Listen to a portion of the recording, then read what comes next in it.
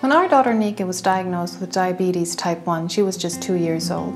She went from being a complete healthy child to a child that needed approximately 10 to 12 insulin injections every single day and the same amount of blood sugar tests in her small fingers and small toes. I remember they told me it doesn't hurt, she'll get used to it.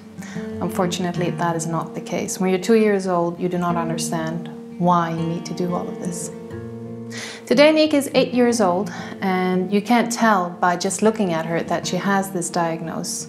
She looks like any other child, but that is not the case. Nothing will ever be the same. Diabetes type 1 is one of the oldest diseases that we have, but still we don't have a cure. As a mother, I think we need to find easier ways of living with the diagnosis, and one way is getting the help from a diabetic alert dog. The bond between humans and dogs is truly amazing. Not only are dogs said to be a man's best friend, they can also save lives.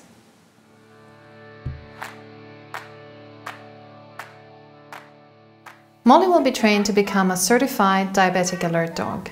A diabetic alert dog is trained to detect blood sugar changes, to prevent Nika's blood sugar to become dangerously high or low.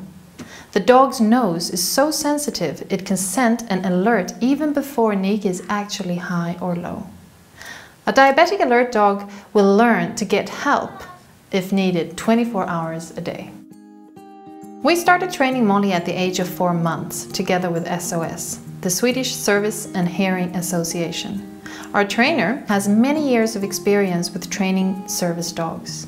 SOS is a part of ADEU, Assistance Dogs Europe, which means that Molly is trained according to the international standard. Molly is going to work for Nika, but she will also be trained to report not only to Nika but to the whole family. In Sweden, the dogs start the official training program within SOS earliest at the age of 1, but should not be older than 3.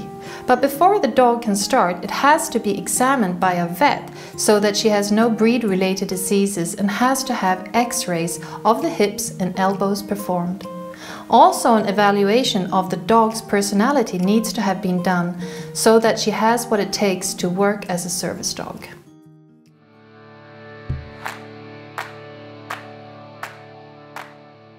SOS believes that the breed does not matter when choosing a dog. They focus on recommending dogs with the right personality. However, you should choose a dog that suits your lifestyle and fits with you and your family. The dog you choose should of course love to work and be eager to please. It has to be focused, well behaved, so she can work both within the home but also in public places. The dog needs to be friendly, of course, towards all people and other dogs. Cannot show any signs of aggressions or fear. Also, you want to select a dog that has a great deal of confidence and that is curious by nature.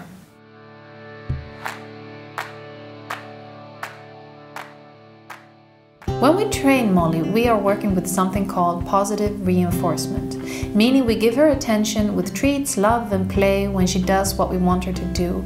And when she doesn't, we just ignore her, because we want her to do the right thing, but we don't want her to be afraid that she doesn't get it right the first time.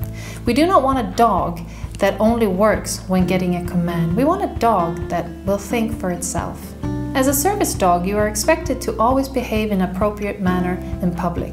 Therefore, these dogs are trained to go from full power playing outside to settling down and relaxing very quickly when needed, so-called on and off training. We naturally train Molly in all kinds of different environments, as she will need to be comfortable in various places that Nika in the future will need her in. Different loud noises, grounds, all kinds of people and other animals we let her get acquainted to.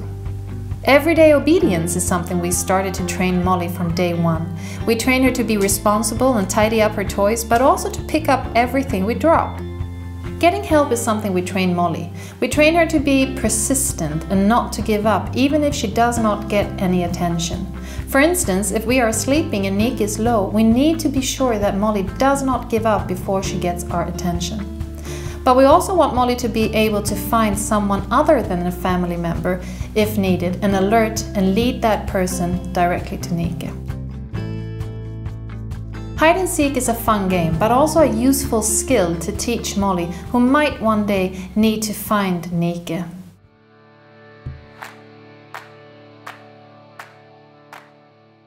The most important thing is of course scent training. We started introducing low and high blood sugar smells when she was just a puppy. The first step was for Molly to recognize a smell that was different. Once she recognizes that smell, we trained her to alert. High and low blood sugars does not smell the same way, so we are training Molly to alert us by bumping my hand when she smells a scent of high or low. And then I ask her, "What is it, Molly?" And if Nike is low, she will lay down, and if Nike is high, she will spin around. The purpose of the alert is for Molly to get our attention when she smells a change in the blood sugar. The next step is to train her to, by herself, figure out what to do when she smells a high or a low. She has her own cupboard in our kitchen. Here we train her to bring Nike what she needs based on her current blood sugar level. Most of the training is done when Nike is not around, therefore we keep samples of different scents from Niki in the fridge. We hide these samples so that Molly can alert to us whenever Niki is not at home.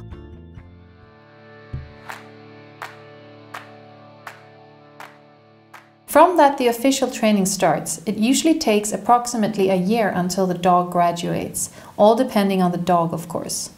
A year after graduation, and then each year during the period that the dog is active service dog, an annual test has to be done. This is to ensure that the dog and the handler, in our case Niki, maintains their knowledge. When training a small child and a dog, it's really important that it's not about the training all the time. They need to have fun, they need to love each other in order to become a really tight team. Today Molly and Niki are quite inseparable. Wherever you find Niki, you can be sure to find Molly. And she's always keeping a close eye on my daughter and keeping her safe.